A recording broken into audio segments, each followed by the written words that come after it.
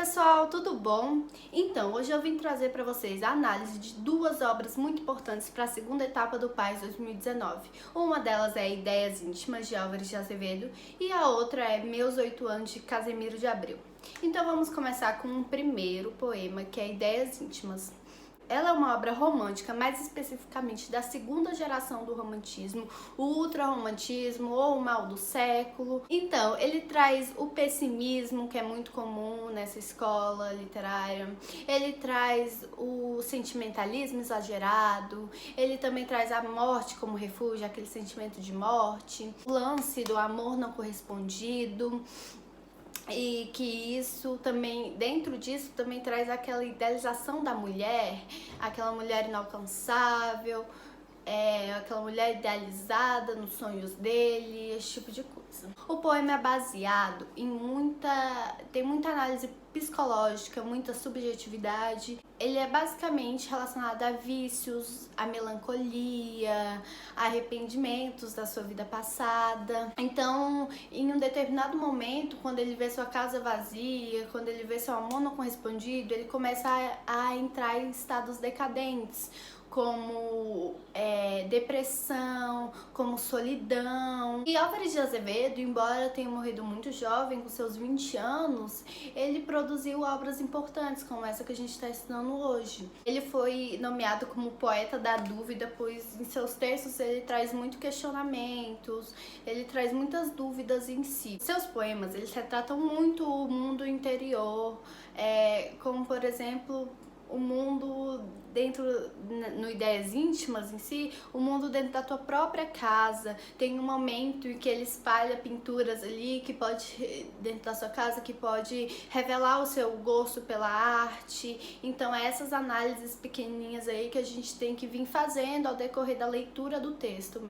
O texto, ele quer mostrar muito essa relação poeta e autor ao decorrer da sua leitura. Então ele traz bastantes elementos dramáticos para dentro do texto, para a gente conseguir ter essas pequenas análises, como eu tinha dito. O poeta, ele começa no seu texto descrevendo a vida como monótona, como uma vida solitária, triste. O eu lírico, ele tem vários vícios, ele se apega à bebida, ele se apega ao cigarro e de repente ele parece não ter mais gosto em novidade nenhuma da vida, perdendo até o gosto por ler poesias. Com a análise psicológica que a gente faz desse texto, a gente percebe que o eu lírico parecia, na maior parte desse trecho da sua vida, está doente, sabe? Esses sentimentos que descreve no livro, decadentes, mostra uma doença psicológica muito grande, uma confusão muito grande no seu interior, né? O tempo vai passando e ele vai caracterizando como um romantismo descuidado. Ele diz que o romantismo se descuida. Ele sonha sempre com uma donzela e, na verdade, ele percebe que aquilo é só um sonho, porque a espera dessa donzela nunca acaba, essa mulher idealizada nunca chega e ele se entristece, perde o gosto pela vida. E aí acontece tudo o que acontece dentro do texto. Então, muitas pessoas abordam Ideias Íntimas como um poema de muitos estilos, misturas de diversos assuntos, o que traz ao texto também um caráter mediativo ali. E observação, gente, é muito importante vocês precisarem também ficarem atentos à análise métrica desse poema, que ele é composto basicamente em versos decassílabos e não há rima entre seus versos, mas ele há uma alternância entre as sílabas fortes e fracas do poema e a sua repetição também, ou repetição de seus sinônimos, então é importante vocês ficarem bastante atentos a isso também. Então, pessoal, agora a gente vai para o nosso segundo poema, que também é do ultrarromantismo, Meus 8 Anos, de Casemiro de Abreu, como eu tinha dito anteriormente. Então, nessa escola literária predominou a melancolia, o sofrimento, o amor impossível. O romantismo, ele não exaltava apenas o amor, ele exaltava também a natureza e a pátria, onde os autores dos poemas buscavam, por meio deles, uma identidade, sua identidade nacional e esse tipo de coisa. Obrigada a Viver em Lisboa, Casemiro falava sobre saudade da infância, sobre amor à natureza e à pátria. Ele também falava sobre a tristeza da vida e religião em si. Casemiro conta de uma forma tão intensa que em certos momentos a gente pode imaginar detalhadamente como foi sua infância e sobre essa saudade que ele sente, sabe? Então Casemiro ele vê a sua vida como a gente mesmo via a vida quando era menor, uma vida sem dificuldade, uma vida sem maldade, uma vida de ingenuidade mesmo, onde as coisas são mais fáceis, onde tudo é mais simples, e é essa saudade que ele relata. E após crescer fica aquele gostinho de saudade, como ele relata em seus versos, como por exemplo no verso: oh, que saudade que eu tenho da aurora da minha vida, da minha infância querida, que os anos não trazem mais. Esse é um exemplo claro dessa saudade que ele relata em seu texto, de como crescer é doído e como que as coisas mudam. E ele deixa explícito em seus versos que depois que ele cresceu, ele percebeu que tudo mudou, assim como acontece com a gente também.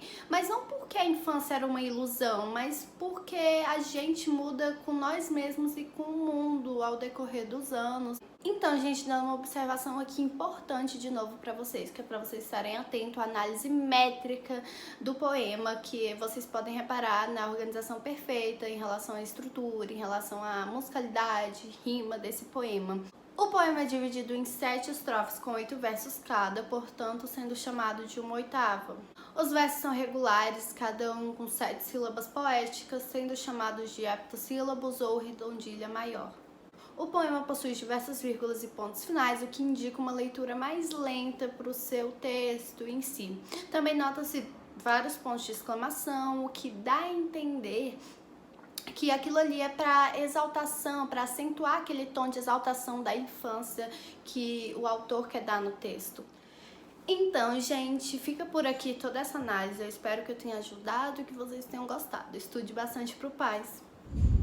Deixa eu falar de mais duas obras que são Canção do Exílio, de Gonçalves Dias, e Marieta, de Castro Alves. Bom, a primeira que a gente vai falar é Canção do Exílio, do Gonçalves Dias, e quando ela foi escrita, Gonçalves Dias estava na faculdade de Direito, a Coimbra, em Portugal, e ele estava morrendo de saudade do seu país, ele estava se sentindo sozinho, ele estava se sentindo exilado, sabe? Ele estava sentindo que ele não fazia parte daquilo, então ele escreveu Minha terra tem palmeiras onde descansa Biá. Como a gente pode perceber em todo o texto, é uma lírica mais nacionalista, um tom de saudade, um negócio de, meu Deus, eu queria tanto voltar na minha terra, sabe? Tem também a questão do brasileirismo, que é uma coisa que você consegue, assim, perceber no texto e tal, porque naquela época eles não queriam, né, falar português de Portugal, eles queriam falar português do Brasil, o brasileiro, a língua brasileira. Então tem muito essa valorização da língua brasileira, sabe, dos estilos brasileiros, muito assim, né, muita saudade que ele tava, de fato. A gente também tem, né, esse negócio da fuga do tempo e espaço, porque ele tá lá, mas ele tá pensando aqui, e ele escreve, e com as palavras dele você consegue meio que visualizar, assim, como é a paisagem brasileira e tudo mais. Então, assim, ele meio que dá essa fuga de tempo e espaço toda vez, porque ele volta lá e fala, meu Deus, meu país, que, né, tem passarinhos que gorjeiam como os que não gorjeiam aqui. Enfim, só não é o trecho, mas, assim, é parecido. Aí a gente tem também a natureza como refúgio para todos os sentimentos dele, de solidão, saudade, sabe? Tudo isso ele vai pra natureza. Embora ele sinta saudade, então é muito essa fuga da realidade e tal. Não fuga da realidade, né? Mas assim, essa saudade e a natureza exatamente abraçando ele nesses momentos tristes da vida dele. A gente também tem a expressão dos estados da alma, que a gente consegue ver muito bem nesse texto, que ele tava muito assim, deprimido não, mas assim, saudade. Já falamos, né? Da saudade, mas ele tava se sentindo exilado, com solidão, amor à pátria e tudo mais, então, outras características. A gente também consegue ver, e essas duas aqui eu vou mostrar no texto, porque aqui a gente trabalha dessa forma, o saudosismo exacerbado dele, além de todo o texto, tem uma parte que diz muito bem, que é essa daqui, Minha terra tem primores, que tais não encontro cá, que é aquele trecho lá que eu tentei, mas não consegui. Em cismar sozinho à noite, mais prazeres encontro lá, eu lá. Minha terra tem palmeiras onde quando sabia, então, assim, você vê que ele tá com muito, assim, a questão do saudosismo, aquela saudade, um negócio, assim, Já percebemos, né? Já disse 50 vezes, mas é pra fixar na sua cabeça que ele tava com saudade, que ele estava ali, se sentindo sozinho, exilado. E aí também tem o negócio do panteísmo, que é aquele negócio do Deus em tudo, e de Deus na natureza e tudo mais, que assim, não é tão visível, na verdade, né? Mas é o momento que ele fala, clama a Deus e fala: não permita Deus que eu morra sem que eu volte lá.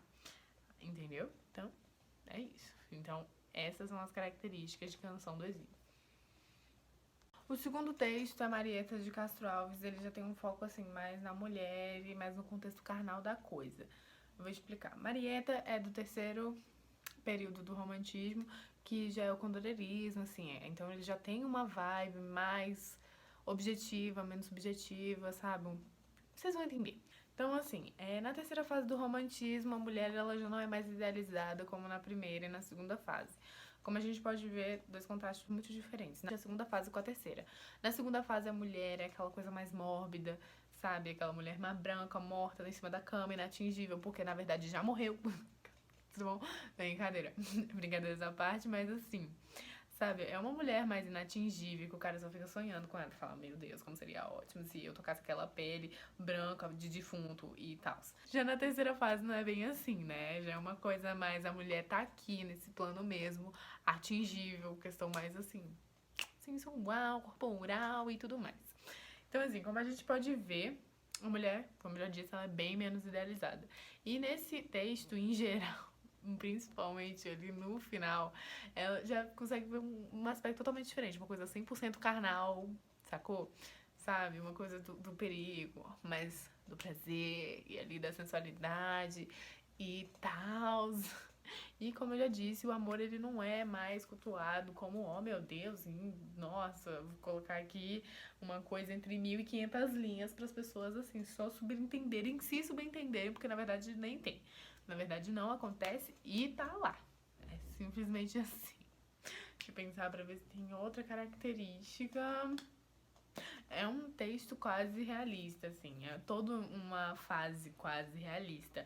Tem muitas coisas, assim, do romantismo mesmo, uma coisa assim, umas pegadas, assim, tem umas características que são bem do romantismo, mas a fase como um todo, ela já é mais pra frentex, ela já tá ali com o pé quase no realismo, já com o pezão lá pra dentro.